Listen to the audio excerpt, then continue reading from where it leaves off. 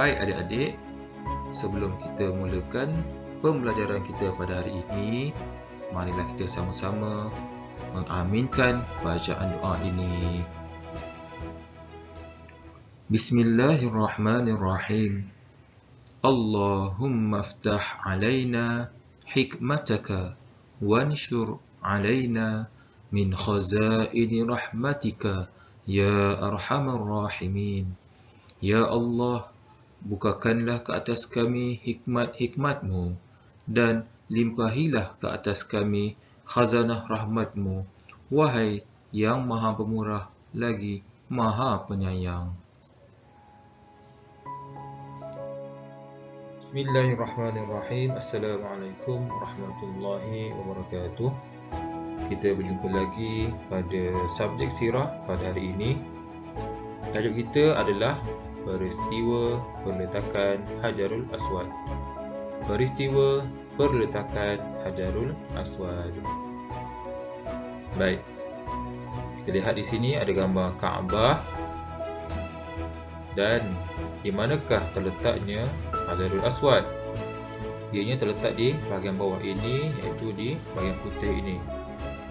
Di sinilah terletaknya Hajarul Aswad. Jadi kita akan mempelajari kisah peristiwa perletakan Hajarul Aswad. Baiklah. Nabi Muhammad sallallahu alaihi wasallam menyelesaikan masalah pembinaan semula Kaabah. Nabi Muhammad sallallahu alaihi wasallam menyelesaikan masalah pembinaan semula Kaabah. Jadi kita tengok apa yang menyebabkan berlakunya pembinaan semula Kaabah. Nabi Muhammad sallallahu alaihi wasallam telah menunjukkan kebijaksanaan baginda sebagai pemimpin semasa berlaku banjir besar di kota Mekah. Banjir besar itu telah menyebabkan sebahagian dinding Kaabah runtuh. Pada ketika itu, Nabi Muhammad sallallahu alaihi wasallam berumur 35 tahun. Jadi telah berlaku banjir besar dan telah menyebabkan dinding Kaabah runtuh. Baik, di sini ada gambar banjir yang telah berlaku di kota Mekah.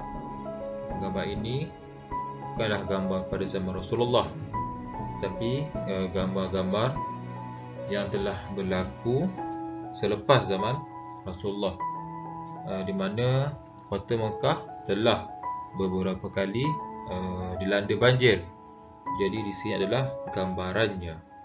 Boleh dilihat ya, gambaran apabila berlakunya banjir. Baiklah, kita teruskan lagi dengan kisah itu tadi. Orang Arab Quraisy membina semula bahagian Kaabah yang runtuh itu. Nabi Muhammad sallallahu alaihi wasallam turut sama membantu. Apabila kerja-kerja membina semula Kaabah itu selesai, timbul satu masalah baru. Ketua-ketua kaum Quraisy berebut-rebut hendak mengangkat dan meletakkan Hajarul Aswad ke tempat asalnya. Hajarul Aswad itu perlu diletakkan semula di sudut sebelah timur bangunan Kaabah. Di mana terletaknya Hajarul Aswad itu tadi? Di sudut sebelah timur bangunan Kaabah, seperti yang kita lihat pada gambar permulaan pembelajaran kita tadi.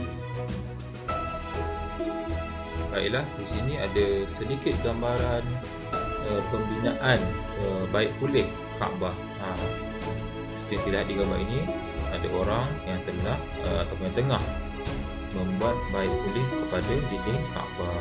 Ini sebagai gambaran sahaja, bukan berlaku pada zaman Rasulullah sallallahu alaihi wasallam. Baiklah, Kita teruskan lagi kisah kita tadi.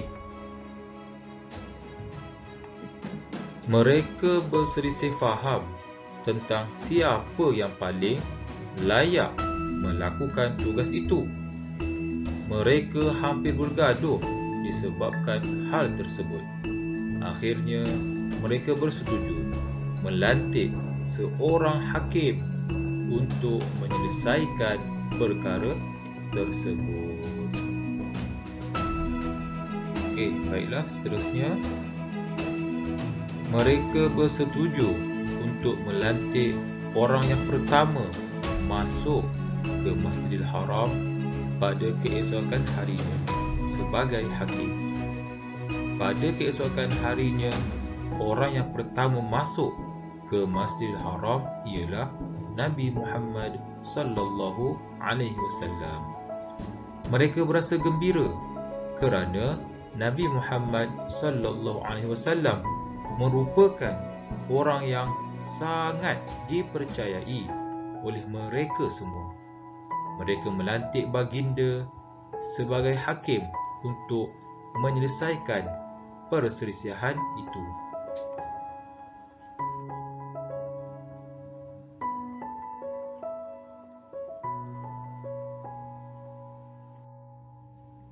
Baiklah, jom kita tengok macam mana cara Nabi Muhammad sallallahu alaihi wasallam menghakimi perselisihan itu.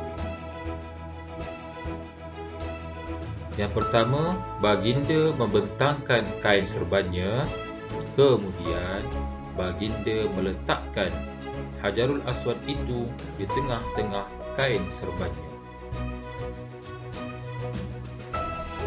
Baginda meminta semua ketua kaum Quraisy memegang bahagian tepi kain serban tersebut.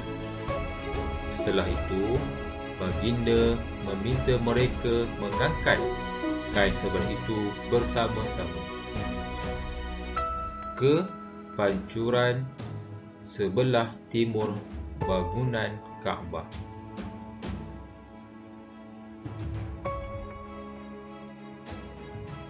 Akhir sekali, Nabi Muhammad sallallahu alaihi wasallam sendiri yang meletakkan Hajarul Aswad pada tempat asalnya.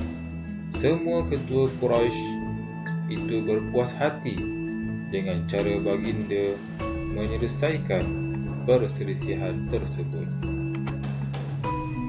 Baiklah murid, apakah yang boleh kita pelajari daripada kisah ini? Apakah penghayatan yang kita boleh dapat daripada kisah ini, iaitu kisah Nabi Muhammad SAW menyelesaikan masalah pembinaan Masjid Kaabah, dan juga cara Nabi Muhammad SAW untuk menyelesaikan masalah ini, untuk meletakkan kembali Hajarul Aswad ke tempatnya. Di antaranya adalah yang pertama, Allah SWT Maha Berkuasa melakukan apa sahaja yang dikehendakinya. Yang kedua, apabila ditimpa masalah, kita hendaklah berbincang dengan baik untuk mencari jalan penyelesaian. Yang ketiga, pergaduhan dan pertelingkahan tidak akan dapat menyelesaikan masalah. InsyaAllah, kita jumpa lagi di masa akan datang. Wabillahi taufiq wal hidayah. Wassalamualaikum warahmatullahi wabarakatuh.